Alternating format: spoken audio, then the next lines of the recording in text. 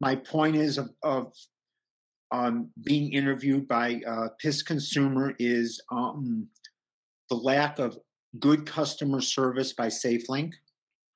I feel they don't respect the customer, and I feel that there's inconsistencies in the service. This EBB program, I'm grateful for, but again, Safelink was very spotty on being able to give good information on why you had it and then it was discontinued and how it came back again with no notification. Those are my 4 bullet points I would say on having this conversation with you today.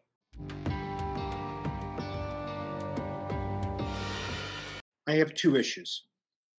My first issue is I find it resentful that being in a program that's taxpayer supported, that we don't have a customer service base, and they're out of Miami.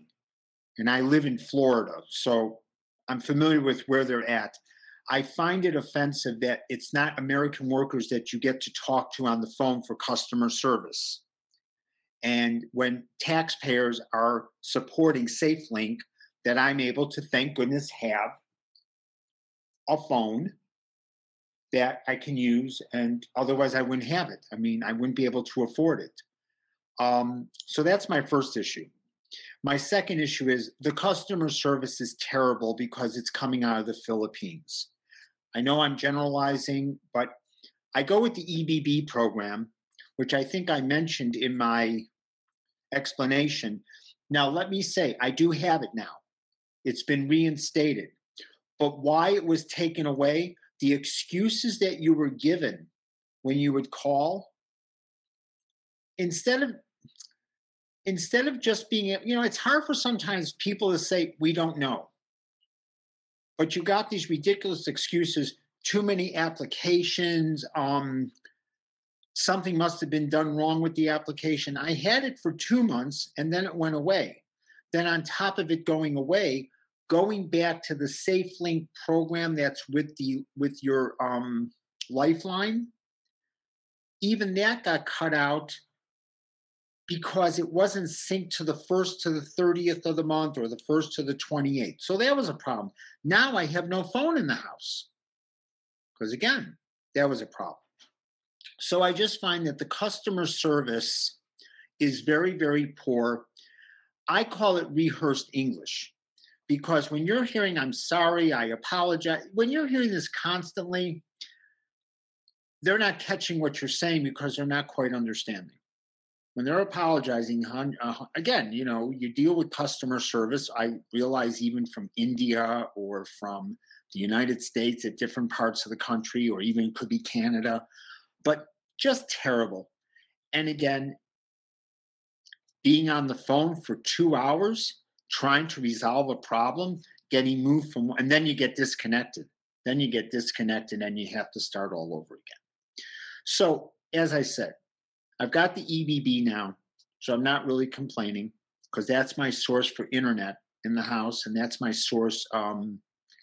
Again, I stay within the parameters before of the minutes and the text messaging, but because it wasn't synced, all of a sudden on the 21st of the month, I'm out of time. You call up, 7 people later, it takes 24 hours for the turn, so they reinstated it.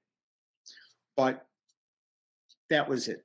Those are the 2 things. Customer service, where it comes from, and I just find it very offensive that taxpayer money from the United States is supporting non-American workers from a call center. I don't care where it would come from. It should be that if I want to call Miami and speak to someone in Miami, there should be a way to do that. And again, calling the number, if you went on Google right now and you put in Safelink, you'll come up with the address in Miami. You'll see the 1-800 or the 188 phone number. That's giving you the Philippines. There should be a 305. That's the area code in Miami. There should be a 305 area code that you should be able to talk to someone at the headquarters, especially if it's. Mine was serious. I didn't have a phone. I didn't have a phone in the house. I mean, thank goodness nothing really happened. It wasn't for great lengths of time, but I didn't have a phone. I couldn't use, because again, there's no landline. I don't have, this has replaced my landline. So that's, I think, if you're asking for a solution, that would be the solution. There should be a connection that you should be able to speak to in the States when you request it and not fight with them for whatever reason that is. And there should be a way of talking directly to the headquarters in Miami. When I read complaints about it, it had similarities to what I was saying. Very poor customer service, language barriers, waiting on hold endlessly, being transferred endlessly. So I think this is just the culture of what Safelink wants because they can get away with it. You know, I don't know what the perception is where you are of Americans, but there are people in America that live on very limited incomes. I don't know when I say to you, if I tell you I'm living on $1,239 a month, it might be a lot where you're at. I don't really know. But if I tell you that the mortgage, if you know, my mortgage and the insurance and the taxes eat up $1,071 of the money, I mean, you can do the math. I don't care where you're at. If you have $250 left, now I will say, thank goodness we have a government that helps me with the phone, helps me with my electric, helps me with my groceries. So it extends it. But I think there's this perception when you're calling out, when you're calling somewhere else, that everyone in America is, I don't know what, driving a Lexus and living in a huge house. And it's not. It's not. And again, my bills are paid, don't get me wrong, but at the same time, things are very thin. It's very, it's very, it's very narrow.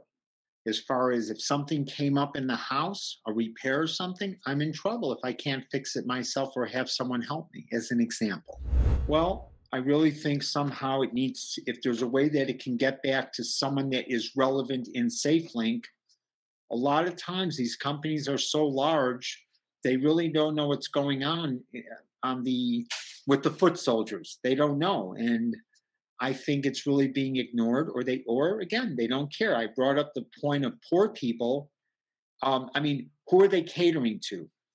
They're catering to people that are in need of government assistance. So they know that it's not a cash paying customer. They know it's a subsidized customer through the government. So I just think that, and I don't know if when SafeLink has a cash customer, because I know that goes through TrackPhone. If you buy time that you've used up, you have to buy it through TrackPhone, and then it gets applied to your phone if you used up your minutes. I've never done that because I can't afford to do it.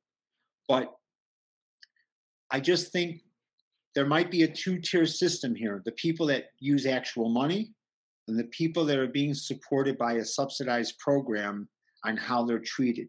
I would have no idea if I was a paying customer, if I'm even getting the same customer service in the Philippines. I really don't know.